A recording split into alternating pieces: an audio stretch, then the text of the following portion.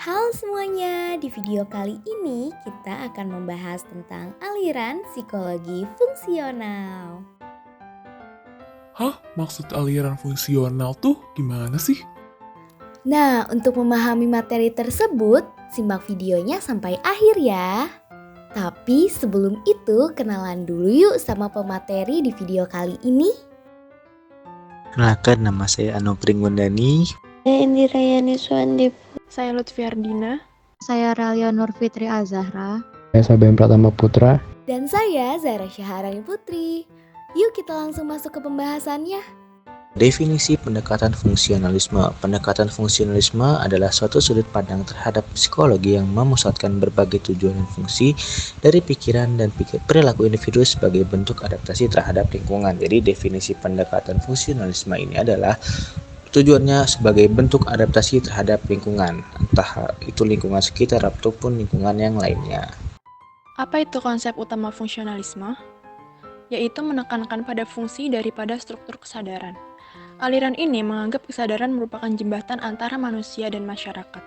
Aliran ini juga menganggap bahwa pikiran, persepsi, proses kejiwaan, dan emosi manusia merupakan hasil dari adaptasi manusia secara biologis. Penganut aliran ini tidak percaya akan adanya struktur pikiran yang dasar dan kaku. Sebaliknya, aliran ini menganggap pikiran sebagai sesuatu yang cair dan luas, dibuktikan melalui adaptasi orang-orang terhadap lingkungan dan dilakukan secara terus-menerus. Kelebihan aliran fungsionalisme yang pertama, aliran fungsionalisme lebih terbuka kepada perbedaan individual dan bidang aplikasi daripada strukturalisme. Yang kedua, memperkenalkan pentingnya perilaku nyata sebagai representasi dan aktivitas mental. Pandangan ini mempersiapkan jalan bagi berkembangnya aliran baru, behaviorisme yang berpegang pada perilaku nyata sebagai satu-satunya objek psikologi. Yang ketiga, memperkenalkan konsep penyesuaian diri sebagai objek psikologi.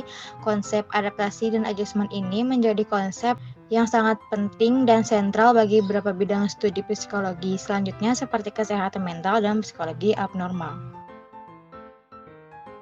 Di dalam kelebihan pasti ada kekurangan.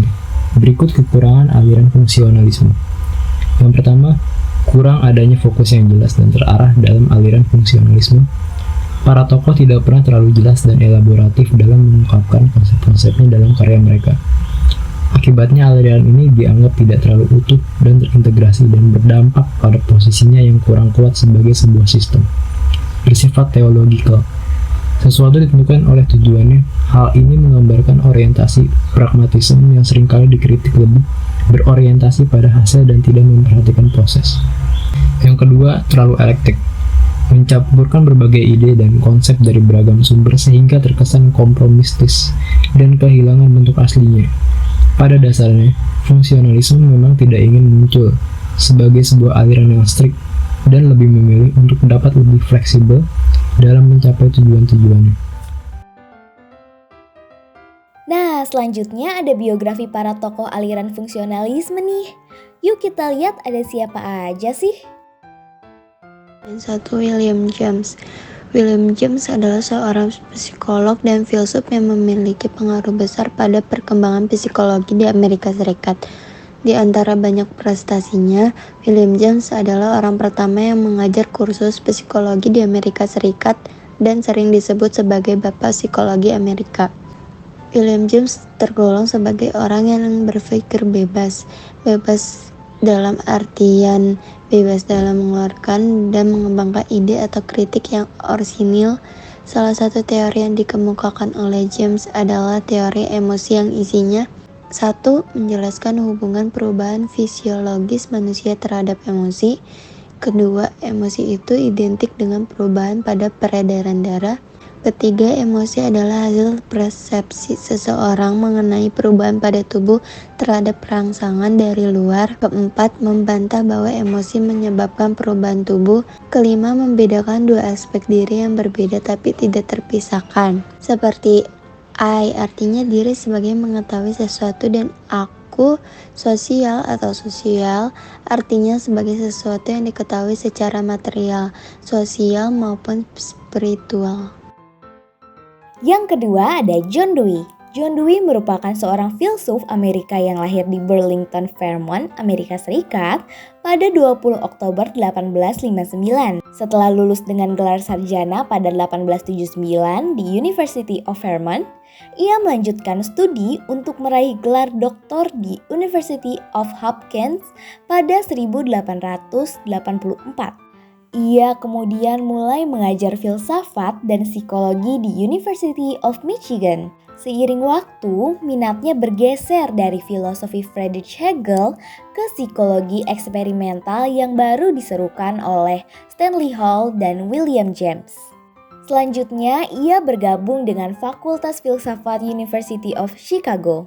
Di sana, ia mulai menumbuhkan pedagogi progresifnya melalui sekolah laboratorium.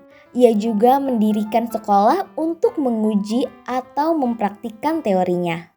Dalam kurun waktu 10 tahun, ia bekerja keras mendidik dan mengumpulkan orang-orang yang akan meneruskan cita-citanya.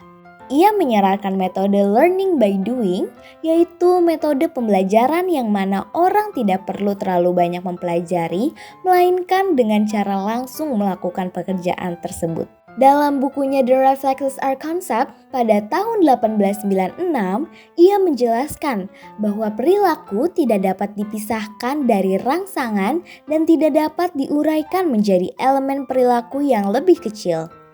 Ia berpendapat bahwa stimulus itu ada bila ada respon dan sebaliknya, respon tidak akan ada jika tidak diberikan suatu stimulus. Selanjutnya dari James Roland Angel, beliau menyatakan bahwa fungsionalisme dibagi atas 3 pandangan, yaitu A. Fungsionalisme adalah psikologi tentang aktivitas bekerjanya jiwa atau mental dan bertentangan dengan psikologi yang membahas teori elemen-elemen mental. B. Fungsionalisme adalah psikologi tentang kegunaan-kegunaan dasar dari kesadaran. Jiwa berperan sebagai perantara antara lingkungan dan kebutuhan organisme. Kemudian C. Fungsionalisme adalah psikofisik, yaitu psikologi membahas tentang badan dan jiwa. Ia menjelaskan bahwa ada hal-hal di luar sadar, seperti kebiasaan dan setengah sadar. Fungsionalisme ini berkaitan dengan teori evolusi Charles Darwin. Fungsionalisme sedikit banyak dipengaruhi oleh teori evolusi Darwin. Dimulai dari gagasan Charles Darwin yang membahas evolusi mengubah fokus psikologi dari struktur kesadaran menjadi fungsi kesadaran.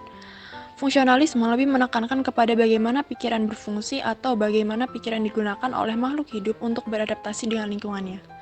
Selain itu, fungsionalisme tidak mempelajari komposisi atau elemen-elemen kesadaran. Fungsionalisme lebih tertarik mempelajari potensi psikologi untuk diterapkan sebagai penyelesaian masalah-masalah kehidupan. Teori Charles Darwin menyimpulkan bahwa makhluk hidup yang mampu beradaptasi dengan lingkungannya akan dapat bertahan hidup, yang disebut survival of the fittest atau kelangsungan hidup yang paling cocok. Pengaruh dari teori Charles Darwin terhadap psikologi yang pertama, memfokuskan pada psikologi atau tingkah laku pada binatang.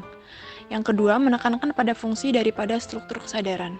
Ketiga, menggunakan metode dan data dari banyak bidang.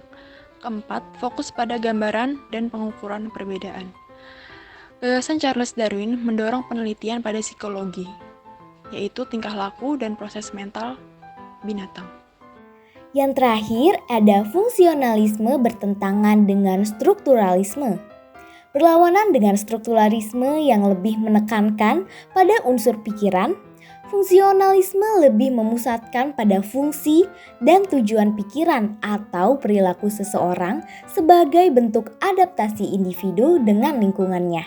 Oleh karena itu, dikarenakan berkaitan dengan adaptasi individu dengan lingkungan, mengakibatkan fungsionalisme sedikit banyak terpengaruhi oleh teori evolusi. Beres deh pembahasannya, semoga kalian mendapatkan ilmu dan dapat menangkap apa yang kita sampaikan tadi ya. Sampai sini aja videonya, kami pamit undur diri, thank you for watching.